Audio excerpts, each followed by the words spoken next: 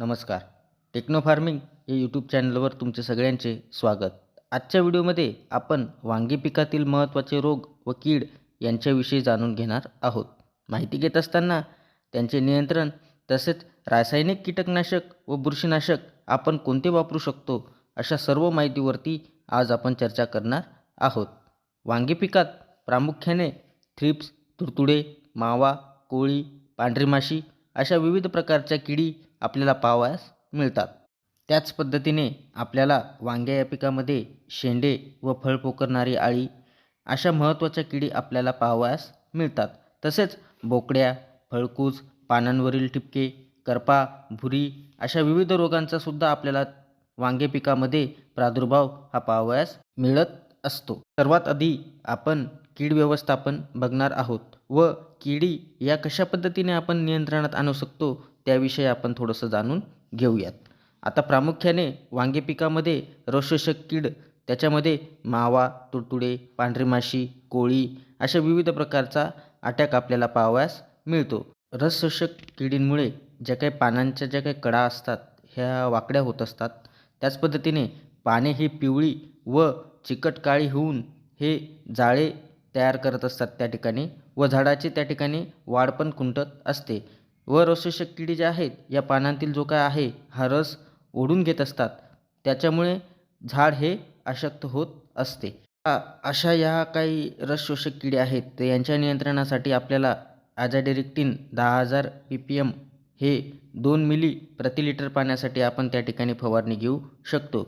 त्याच पद्धतीने सिंजेंटा या कंपनीचं जे काही पेगासस येतं त्याच्यामध्ये आपल्याला डायफेनथ्युरॉन 50% WP फॉर्म्युलेशनमध्ये पाहावयास मिळतं. हे आपण 1 ग्रॅम प्रति लिटर पाण्यासाठी घेऊन त्या ठिकाणी फवारणी करू शकतो. त्याच पद्धतीने बायर या कंपनीचं जे काही मोवेंटो एनर्जी आहे हे आपण 1 मिली प्रति लिटर पाण्यासाठी घेऊन त्या ठिकाणी रसशोषक किडींच्या नियंत्रणासाठी आपण फवारणी करू शकतो. त्याच पद्धतीने वांगे या पिकामध्ये आपल्याला शेंडे व फळ पोखरणारी अळी ही दिसत असते. तर ही अळी जी आहे ही कवळ्या शेंड्यामध्ये शिरून आतील भाग ही खात असते व शेंडे हळूहळू कालांतराने सुकू लागतात. अळी ही शेंड्यामधील जो काही गर आहे हा पूर्णपणे खात असते. त्याच्यामुळे कालांतराने आपले जे काही शेंडे आहेत हे कोमजू लागतात आणि त्या ठिकाणी सुकू लागतात.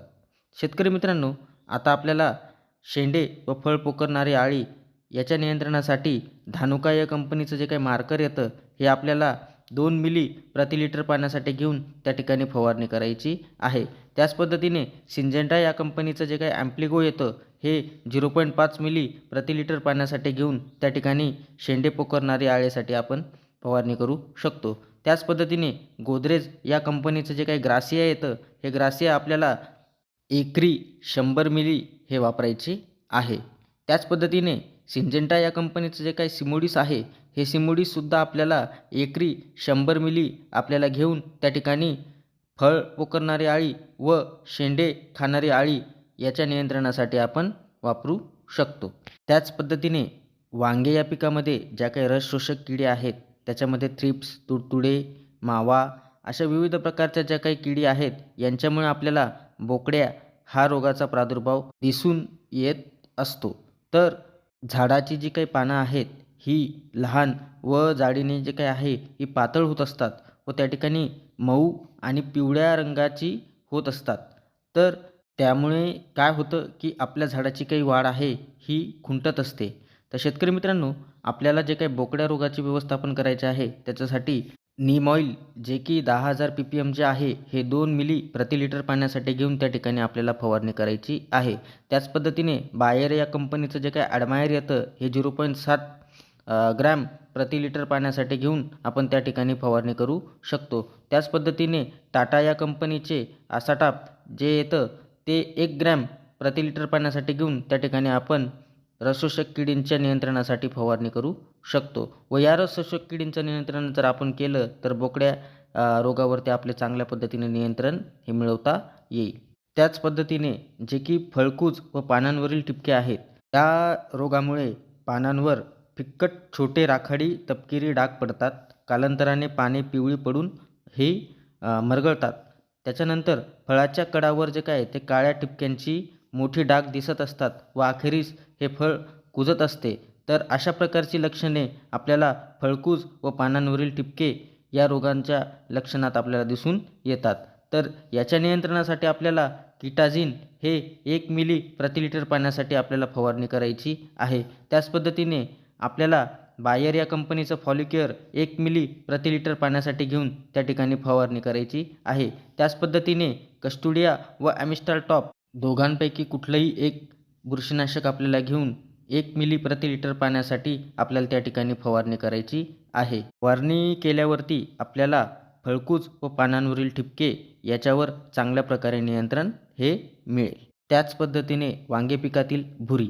पानाच्या दोन्ही बाजूस पांढऱ्या रंगाची बुरशी ही वाढते व पर्यायी पाने ही पिवळी होत असतात.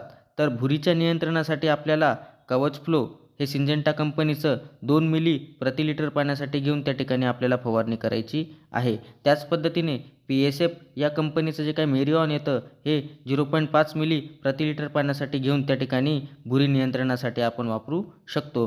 त्याच पद्धतीने BSF या कंपनीचं कॅब्रिओटॉप 600 ग्रॅम हे 200 लिटर पाण्यासाठी घेऊन त्या ठिकाणी भुरी नियंत्रणासाठी आपण वापरू शकतो.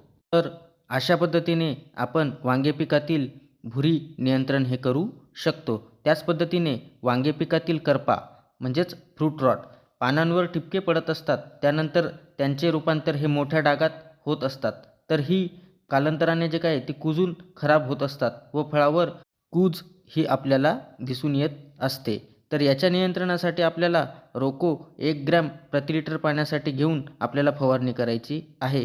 त्यानंतर ॲमिस्टार हे 0.5 मिली प्रति लिटर पाण्यासाठी घेऊन आपल्याला त्या ठिकाणी फवारणी करायची आहे व कॅब्रिओटॉप हे 2 ग्रॅम प्रति लिटर पाण्यासाठी घेऊन आपल्याला करपा नियंत्रणासाठी फवारणी घ्यायची आहे. त्याच पद्धतीने टाटा या कंपनीचं जे काही पुलिटो येतं हे 240 ग्रॅम प्रति एकर आपल्याला घेऊन त्या ठिकाणी फवारणी करायची आहे. अशा पद्धतीने आपण वांगे पिकातील करपा नियोजन हे करू शकतो. शेतकरी मित्रांनो, अशा पद्धतीने आपण वांगे पिकातील कीड व रोग नियंत्रण हे करू शकतो. त्याच पद्धतीने वांगे पिकात फळ पोखरणारी अळी ही मोठ्या प्रमाणात नुकसान करत असते.